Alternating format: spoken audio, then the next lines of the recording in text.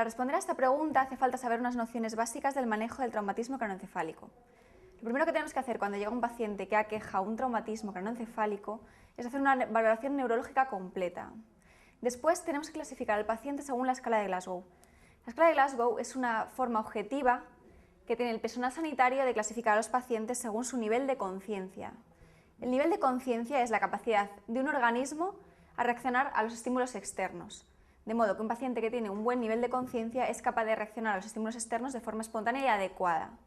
Un paciente que tiene bajo nivel de conciencia estará arreactivo.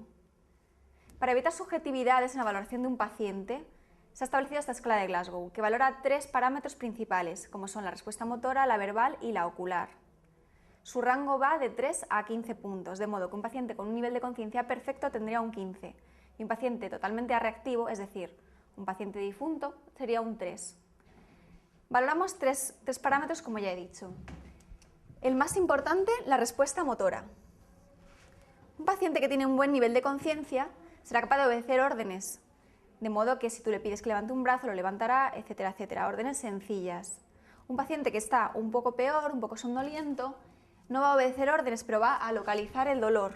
Para ello aplicamos un estímulo doloroso y el paciente se va a llevar la mano donde tú le estás aplicando el estímulo. Por tanto, puntuará un punto menos. Si a obedecer órdenes le damos un 6, a localizar el dolor un 5. Un paciente que tiene un nivel de conciencia peor aún va a retirar el miembro de la zona dolorida. Es decir, es un reflejo arcaico que demuestra que el cerebro no coordina perfectamente, pero reacciona al estímulo de forma más o menos coherente. Es decir, ante la aplicación de un estímulo que es perjudicial, el paciente se retira. Por lo tanto, si tú aplicas un estímulo doloroso, por ejemplo, en un hombro, el paciente tendrá a estirar el brazo correspondiente. Por tanto, será una puntuación menor. La respuesta siguiente, de mejor a peor, sería la de corticación. ¿En qué consiste esto? Es una flexión patológica, de modo que el paciente se lleva las dos extremidades superiores al centro, a la región medial del tórax.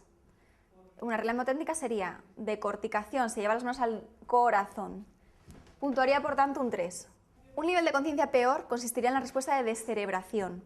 Para ello, el paciente realiza una extensión y pronación de ambas extremidades superiores, con extensión de las inferiores. Sería la descerebración.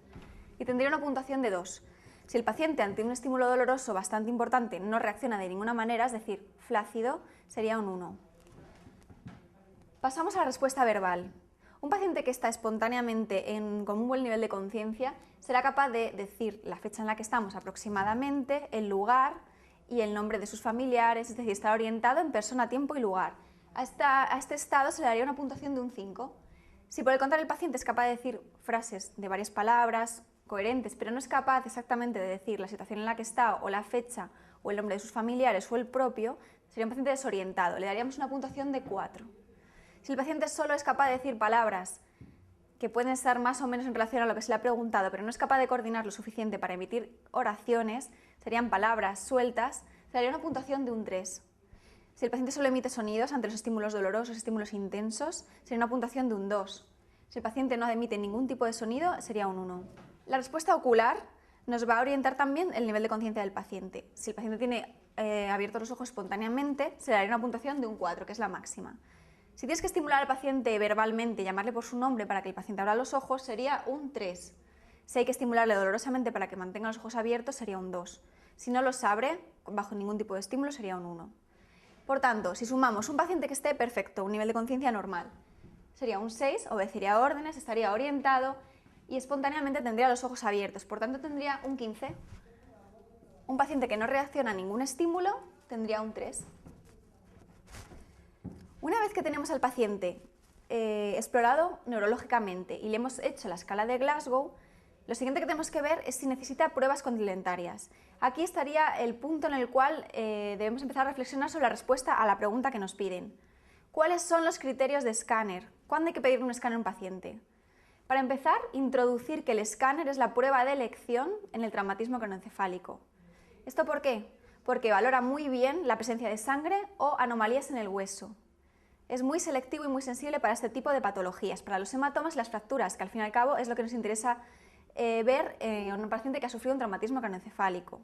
Por otro lado, es una prueba que se realiza muy rápidamente. Un paciente que está grave o en coma puede ser diagnosticado en apenas 5 minutos.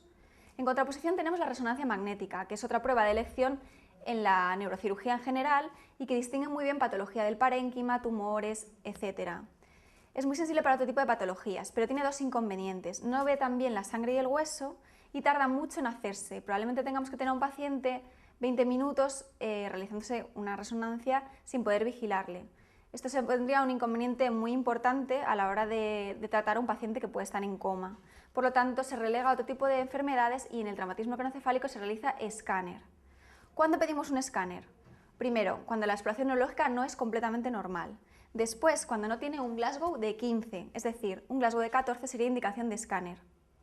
Hay otro tipo de indicaciones para realizar un escáner. La primera, que el paciente tenga síntomas de hipertensión intracraneal, es decir, una cefalea intensa, vómitos, náuseas, mareo importante, etc.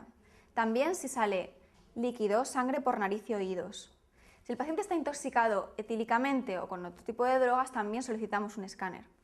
Si hemos visto en una radiografía hecha por otro motivo, para explorar patología de los huesos propios u otro motivo, que hay una fractura en el cráneo, se solicita escáner. Hay una indicación un poco controvertida, pero que conviene saber, que es la utilización de anticoagulantes, es decir, un paciente que esté tratado con Sintrom, también estaría indicado realizar un escáner. Otro tipo ya de indicaciones más personalizadas en el paciente, por ejemplo, un traumatismo de alta energía podría ser también indicación de escáner, pero eso ya es más subjetivo. Bueno, entonces, teniendo en cuenta este tipo de premisas, en la pregunta que tenemos que contestar actualmente, todas serían indicación de escáner, excepto la última. El haber perdido 2 piezas dentales no significa ni que el paciente tenga hipertensión intracraneal, ni que neurológicamente esté íntegro, ni tampoco significaría un traumatismo de alta energía, porque un traumatismo localizado en la región oral podría dar pérdida de piezas dentales, con lo cual la respuesta a marcar sería la última, la 5. Si un paciente presenta hematomas orbitarios o en la región mastoidea, es decir, retroauricular, podría hacernos sospechar una fractura de base de cráneo. En este caso también realizaríamos un escáner.